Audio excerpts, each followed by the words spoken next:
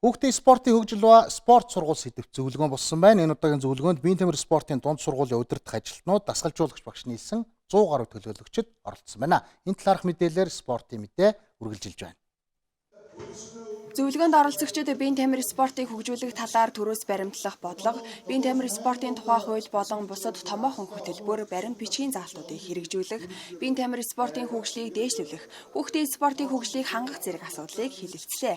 Энэ үеэр дээрх асуудлыг шийдвэрлэхэд холбоотой зөвлөмж баталж хэрэгжүүлэхээр Монгол Улсын их хурал, засгийн газар, боловсрол шинжилгээ ухааны яам, засгийн газрын тохируулагчийн агентлаг, биеийн тамир спортын улсын хороо болон Монголын үндэсний олимпийн хороо, аймаг дүүрэг нийслэлийн засаг дарга нарт хүрүүлэхэр боллоо.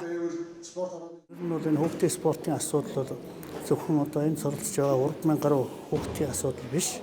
Ер нь Монгол улсын одоо нэр алдрыг дэлхийн болон олимпиад авсан гаргах өндөр зэрэгтэй тамирчдыг бэлтгэх гол одоо хүндсэн уурхай болох ийм чиглэлтэй байгаа.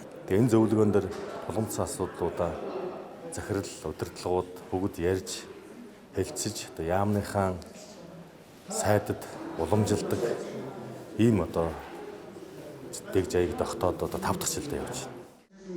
Энэ зөвлөмжөнд тусгагдсан асуудлыг шийдвэрлэснээр биеийн тамир спортын салбарын хөгжил дээшлэх, ялангуяа сурагч хүүхдүүдийн бие балрын түвшин нэмэгдэх, спортоор хичээлийн зэрэгцээ өндөр зэрэгтэй тамирчдын заламж халаа болгон өсвөрийн тамирчдыг бэлтгэхэд үр дүнгээ үзүүлнэ гэж зөвлөгөөнд оролцогчид онцлсон юм а.